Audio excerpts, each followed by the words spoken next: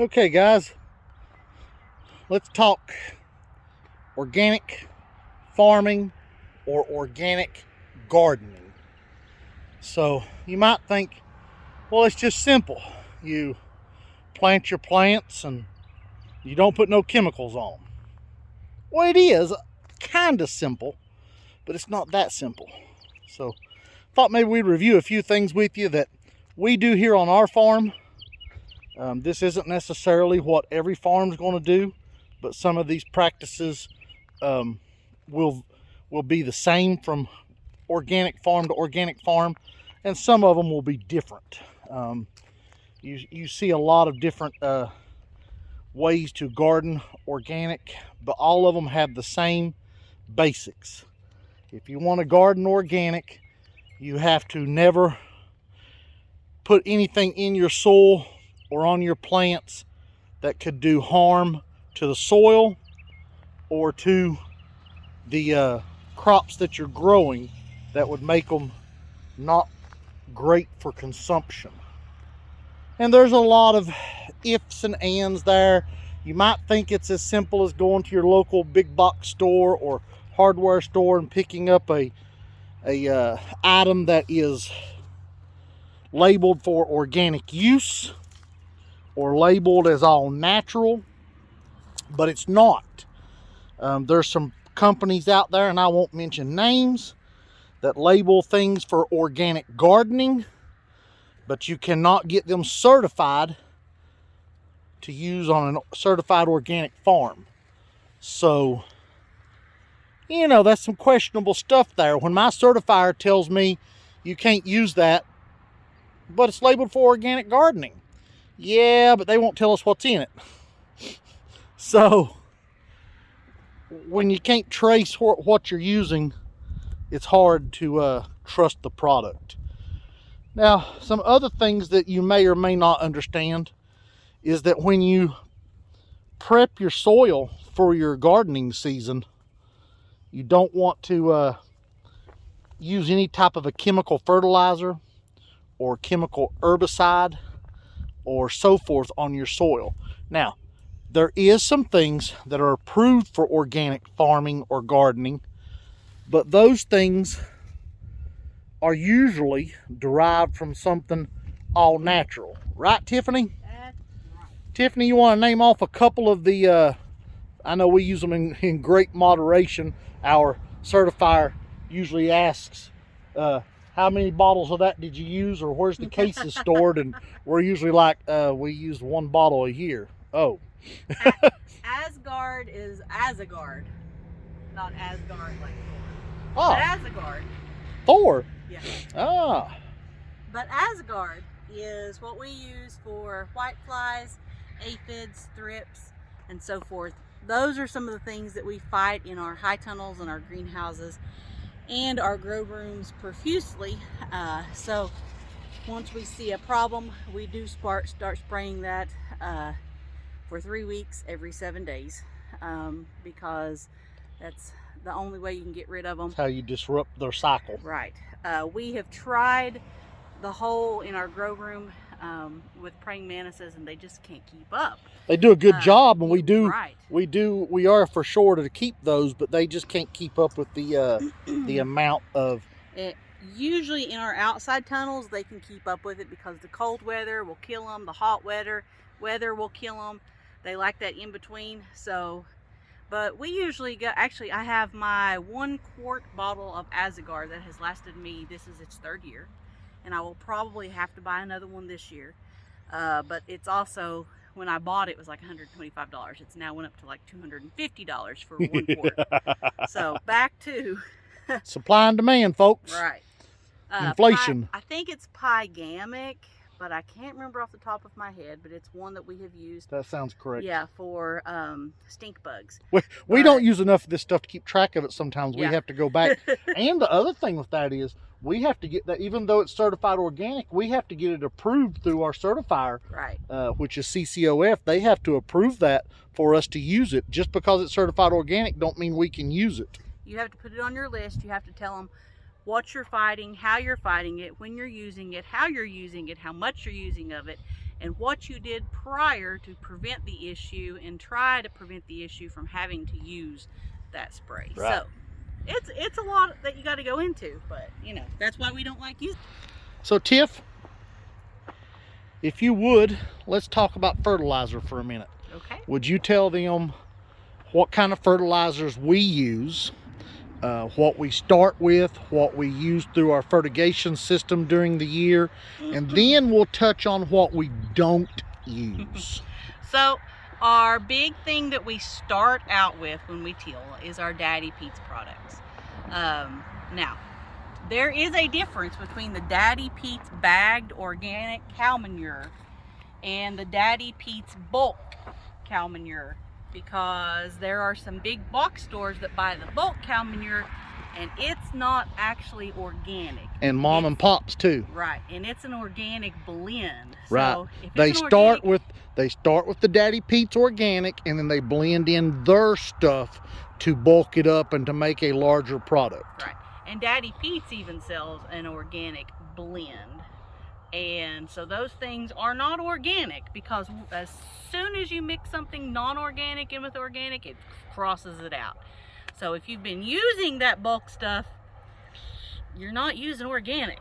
But ours are the organic bags that actually say organic on them. And now, So- the cow manure is less of a fertilizer, but more of a soil amendment for us, right? Right. We'll touch on that in a minute. We'll come back to that. I got a few questions for you on that. But let's touch on our fertilizer. What kind of fertilizer do we use? So when we plant, we use espoma. Now, I have been questioned, isn't that rather expensive?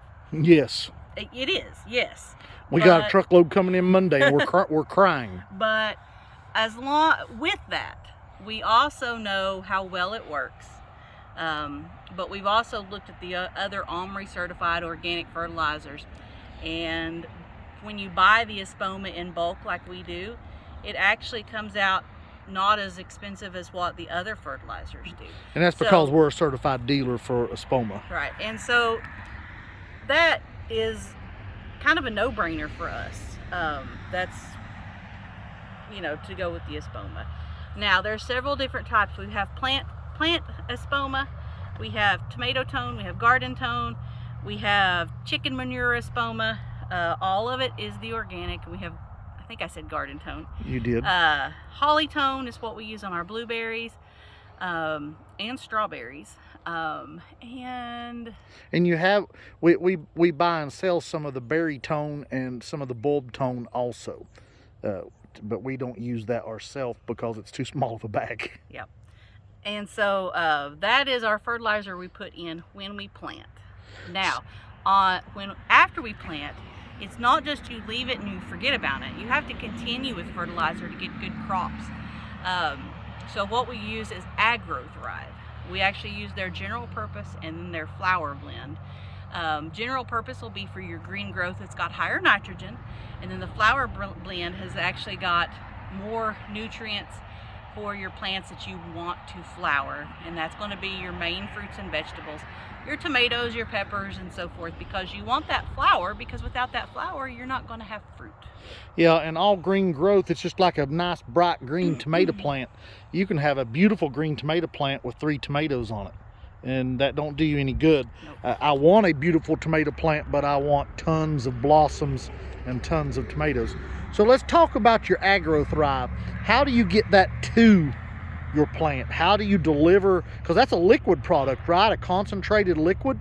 We have got fertilizer injectors. Now, we don't have any big conglomerate monstrosities. Maybe one day. Yeah, we just have simple, I think they're 1 gallon. We actually bought ours from Haas Tools because it was the cheapest option.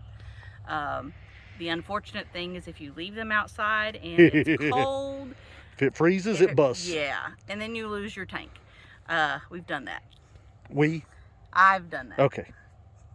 So, but that's the only thing with that. But they work really well. You just hook them up to your water hose, put them in with your drip irrigation system, and it waters. You got part of the drip irrigation around here somewhere, Tiffany? You can show them what we've got? Sort of. So here is one of our header lines. And Tiffany, you want to explain to them how the valves work there that the lines hook up to? So we put our drip irrigation on. Actually, we can come over here and look.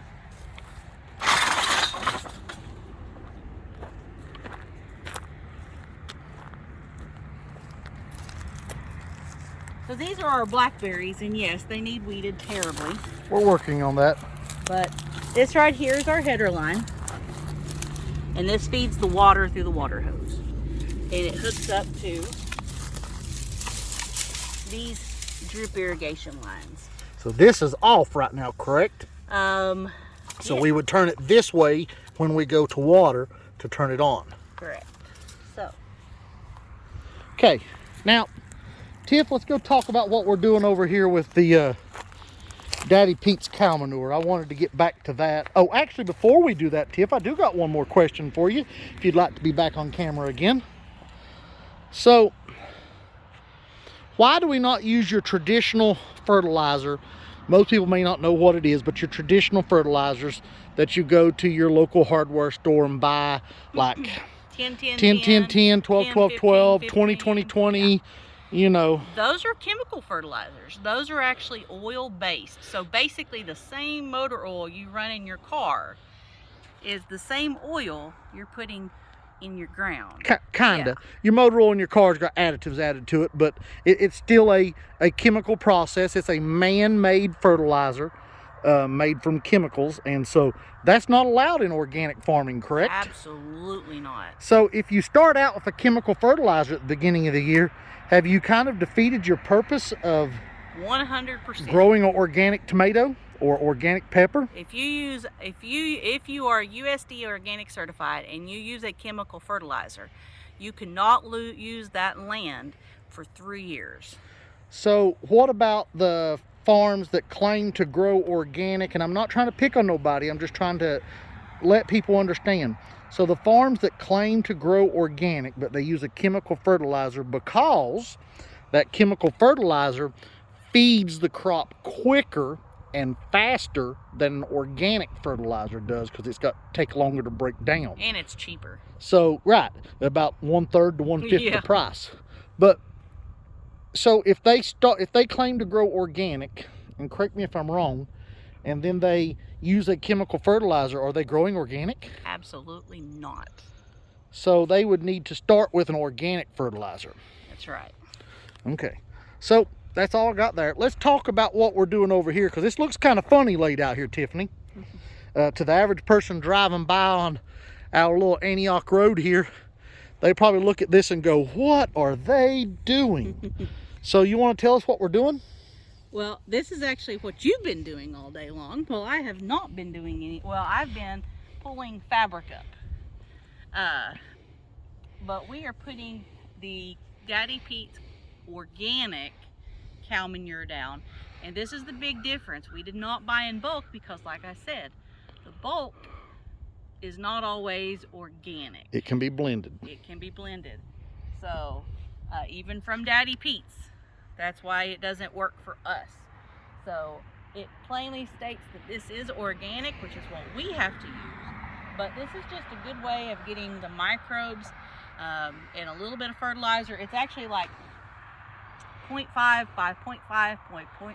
So it's not much, but it is enough to get it going.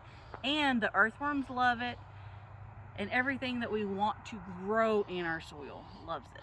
And this organic material also helps with drainage in this poor clay soil, doesn't it? That's right. And this soil is not as bad as some. If Tiffany would like to bend down there and show you some of it. We've been working this soil for years. So this is a pretty good little clump of clay, you can see there. So see how it's kind of... That one actually has got some... Yeah, we got some organic clay matter in it, but there's definitely clay. But you can also see where we've been working this, it's getting better every year. And you can see the hardwood in there from our soil amendments last year. Yep, which helps with drainage. Right. And as it breaks down, it feeds the soil. So over here, Tiff, I see where we've already put some cow manure in. So show them the difference in what we've got there. Look, guys, I mean, this is what we're going for.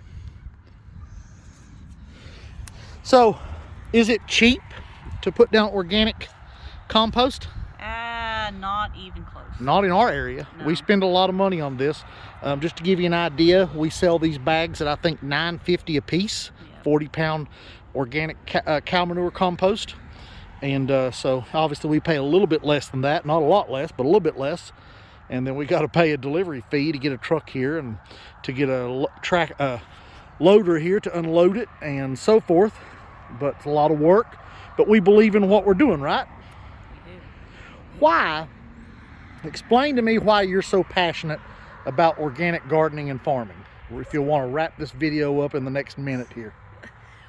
I am passionate about it because we, as our family, have developed a lot of allergies over the years. We found out that those allergies are mostly caused by chemicals that's had been sprayed on crops, particularly gluten, dairy, and corn.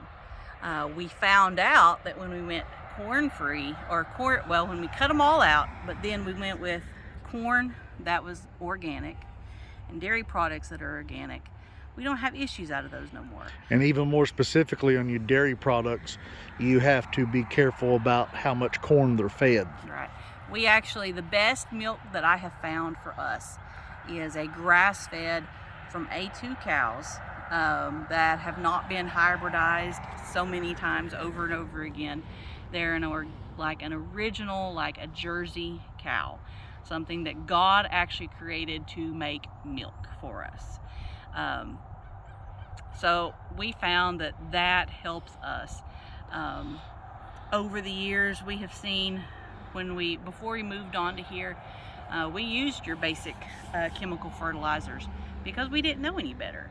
And when we decided to go all chemical free on this farm, as we were getting certified naturally grown, it took 3 years for our ground to recover and be able to actually produce a good crop of much of anything, because it had to recover from all the chemicals and the chemical fertilizers from the years of people abusing the land. When we moved here, there wasn't many beneficial insects.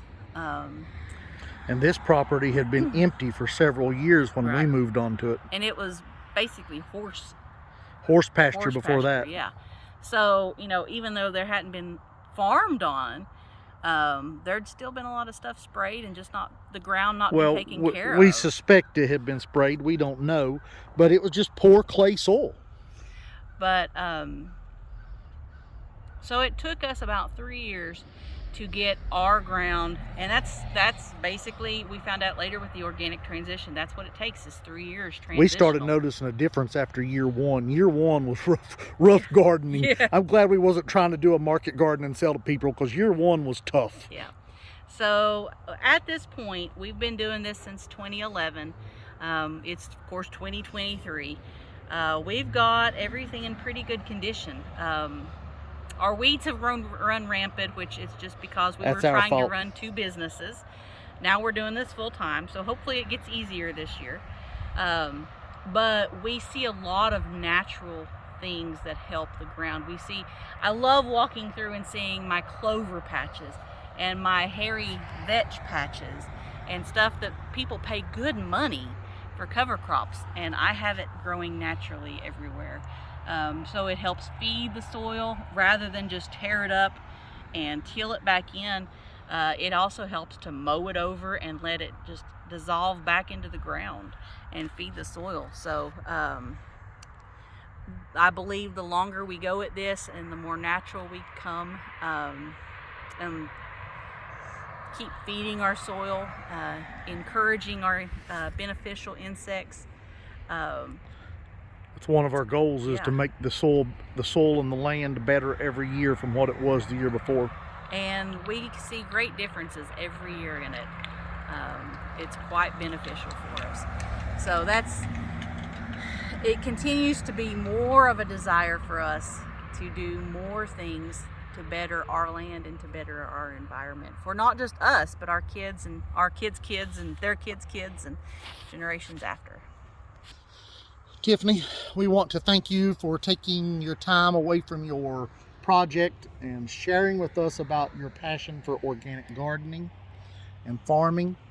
So Now, what do we need out of them? We need them to We need you to like and subscribe to our channel. like this video, comment below it, talk to us, ask us questions, tell us how you do this. Now, we didn't touch on too much on cover crop. That's going to be a different video, but we're going to talk to you about cover crop. That's part of our organic gardening setup, how we are starting to work things. Yeah. And that's also part of, when you go organic, it's not just about not using chemicals and not doing this. It's about bettering your land and using cover crops and crop rotations. That's right. So like, subscribe, hit that notification bell up there so you get notified when we put out a new video, and share this with some friends and comment below. It really will help us out. We are really hoping to get 1,000 subscribers by the end of this year. That'd be awesome. And I think we can do it with your help. Not without your help, but with your help. Thank y'all for watching. Till next time, bye.